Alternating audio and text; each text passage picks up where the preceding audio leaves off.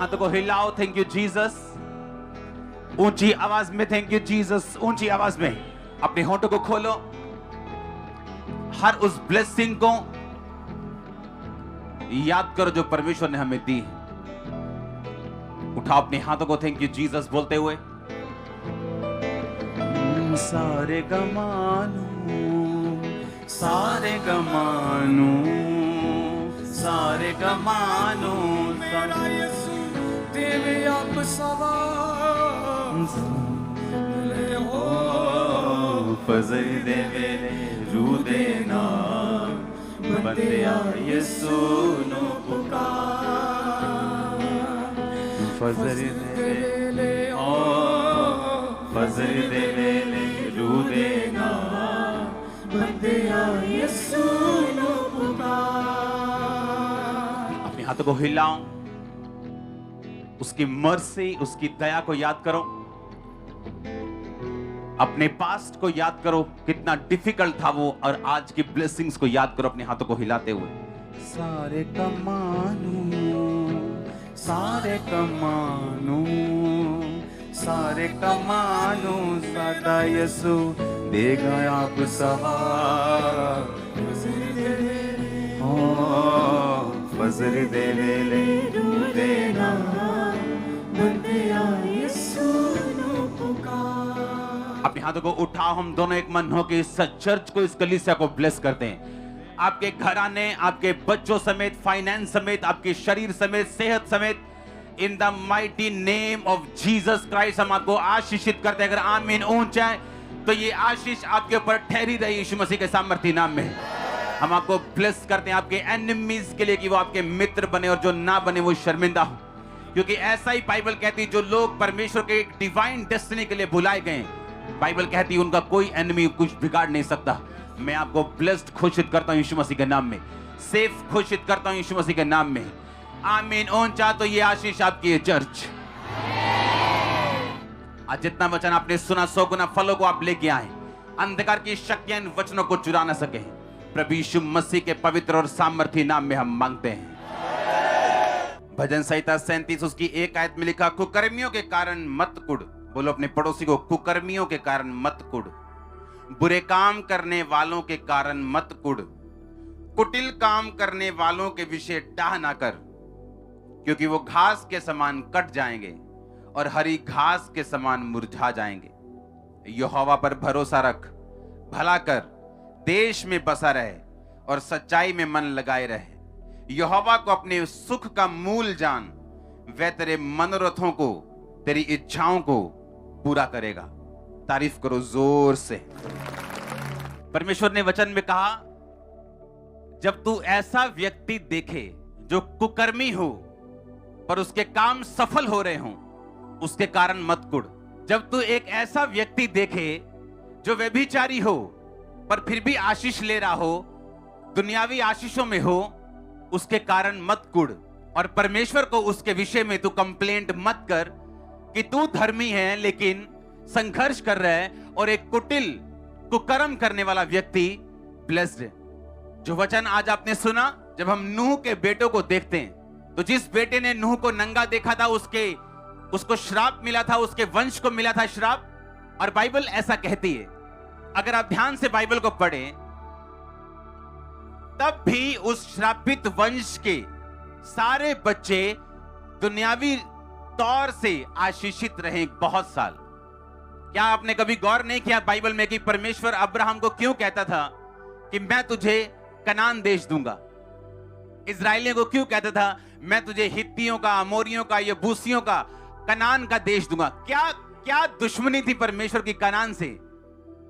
क्योंकि वो कनानी, वो हित्ती, वो सारे जितने आप वंश पढ़ते हैं जो परमेश्वर ने कहा था मैं तुमको दूंगा, वो सारे उसी बेटे के वंश हैं जिसने अपने बाप को नंगा देखा था। आप नीनवे देख लो, उसी हाम से निकला होगा, नूह के बेटे से। आप मिस्र देख लो, वो नाम आपको वहां मिलेगा। वही योना नबी नीनवे को गया था तौबा करवाने के लिए उनकी, क्योंकि वो परमेश्वर से दूर थे। और किसका वंश थे वो?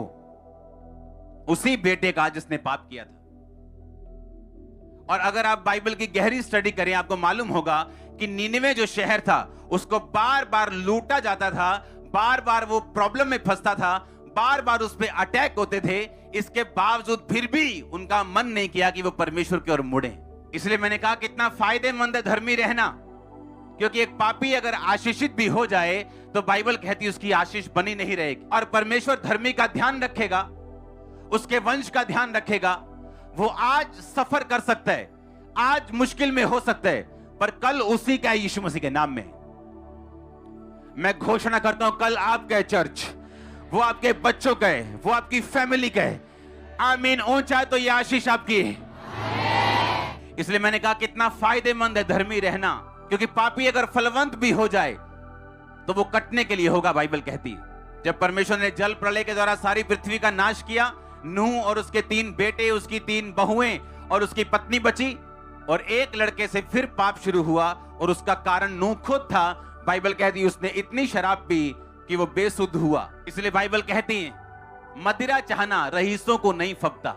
अगर आप स्पिरिचुअली रईस होना चाहते हैं, मदिरा आपको नहीं फबती, वो आपके लिए नहीं बनी। शैतान जितने मर्जी आपको वचन से आपको एग्जांपल्स दे, लेकिन वो रॉन्ग ही रहेगा हमेशा। हालेलुया। और वो व्यक्ति जिन्होंने अपने बाप के नंगेपन को ढका, बाइबल कहती परमेश्वर ने उन्हें फलवंत किया और आने वाले सभी देश ब्लेसिंग्स परमेश्वर ने उन लोगों के लिए रखी। वो आप देख लो, आपने धर्मी की साइड पे रहना है या अपने शरीर की इच्छाओं को पूरा करना है। अगर आप धर्म की साइड पे रहेंगे, यीशु मसीह की साइड पे रहेंगे, होली स्पिरिट की साइड पे रहेंगे, तो एंड में विक्ट्री आपकी होगी। शैतान आप पे कब्जा नहीं कर पाएगा। आमीन। छोटा है चर्च। आप मेरी बात को समझ रहे कि नहीं?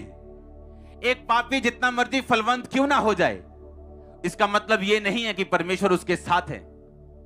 एक व्यक्ति पाप करने के 1 महीने बाद दुनियावी रूप से अगर आशीषित हो जाए, इसका मतलब यह नहीं है कि परमेश्वर ने उसके पाप को लीगल कर दिया या एक्सेप्ट कर लिया। आपने आज चूज करना है, चुनना है, आपने किस तरफ रहना है, परमेश्वर की तरफ, शरीर की तरफ, शैतान की तरफ, किसकी तरफ आप रहना चाहते हैं।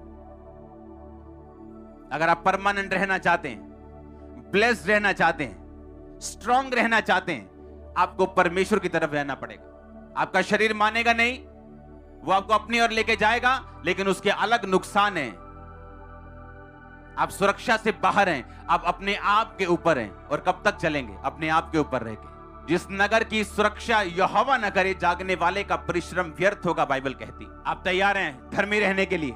देखो कितनी बड़ी इंकरेजमेंट है ये, कितनी बड़ी इंकरेजमेंट है बाइबल में कि उन लोगों का क्या हुआ जिन लोगों ने परमेश्वर का साथ नहीं रखा।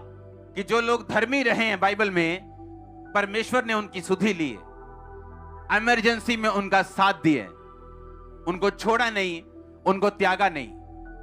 और कई बार हम इतने मंद बुद्धि या आप कह लो कि डंगर बुद्धि हो जाते हैं, पशु बुद्धि हो जाते हैं, कि हमें अपनी लाइफ के आसपास हो रही घटनाओं से यह समझ नहीं आता कि परमेश्वर हमें क्या कहने की कोशिश कर रहे हैं।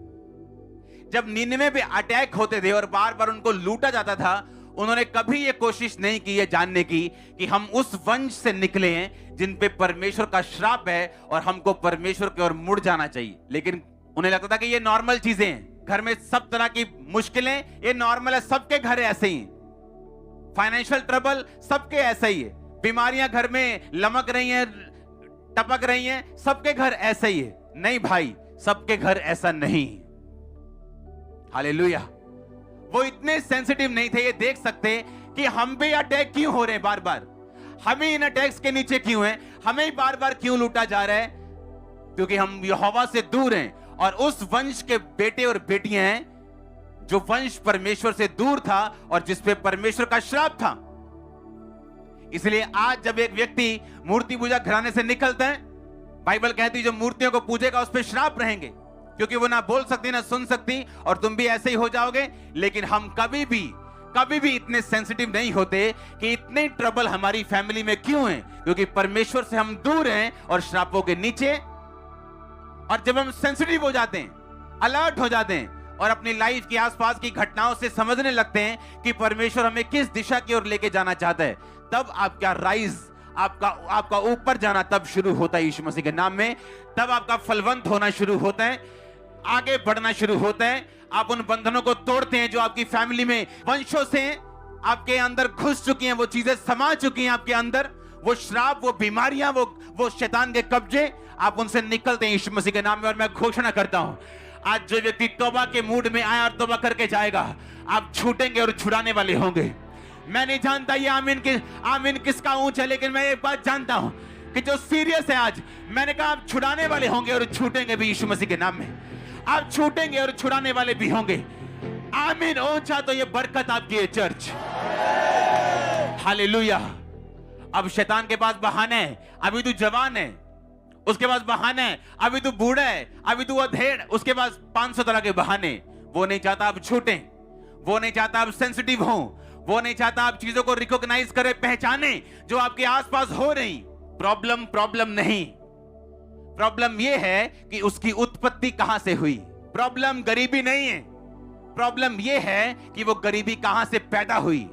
अगर तो वो पैदा हुई है परमेश्वर की परीक्षा से, कि परमेश्वर 1 साल, 2 साल, 2.5 साल आपको उस फाइनेंशियल ट्रबल से निकालकर आपको मजबूत करना चाहता है और ब्लेस करना चाहता है, तो यह अलग बात है। लेकिन अगर उसकी उत्पत्ति आपके अपने पापों और श्रापों और उन चीजों के कारण हुई है जो बाइबल में मना की गई हैं, तो वो आपकी उन्नति के लिए नहीं, आपको डाउन करने के लिए और शर्मिंदा करने के लिए। और जब हम अपनी शर्मिंदगी को देखते हैं कि किस कारण ऐसा हुआ और उसको सुधारते हैं, आप सेंसिटिव हो जाते हैं और आपको मालूम होता है कि अगर ये परमेश्वर की ओर से मेरी लाइफ में ऐसा कोई गुनाह नहीं, कोई पाप नहीं, कोई ऐसा शेक नहीं है जो मेरी थैली में हो, तो आप निश्चिंत हो जाते हैं कि परमेश्वर मेरे साथ है और इसमें से वो भलाई को पैदा करेगा। और अगर ऐसा नहीं है, आपको मालूम है कहीं शेक है, कहीं गुनाह है, कहीं कमियां हैं, कहीं प्रार्थना नहीं है, कहीं गलत देखना है, गलत सुनना है, गलत बोलना है, तो आप उसको पहचानते हैं, अपने आप को सुधारते हैं, तब भी आप ऊपर जाते हैं और आपका राइज, आपका ऊंचा जाना शुरू होता है। परमेश्वर आपकी हेल्प करना चाहता है, वो आपकी लाइफ को बोरिंग करना नहीं चाहता, आपकी हेल्प करना चाहता है आप अपनी डेस्टिनी को पकड़ सकें। वो आपकी हेल्प करना चाहता है आप आगे बढ़ सके, आपकी हेल्प करना चाहता है आप दूसरों की हेल्प कर सकें, अपने परिवार के मूसा और एलिया बन सकें। वो आपकी हेल्प करना चाहता है। और यीशु मसीह के नाम में मैं आपको मसा करता, अपने हाथों को उठाओ, रिसीव करो, बोलो आई रिसीव। ऊंची आवाज बोलो आई रिसीव, आई रिसीव बोलो ऊंची आवाज, 7 बार बोलो आई रिसीव।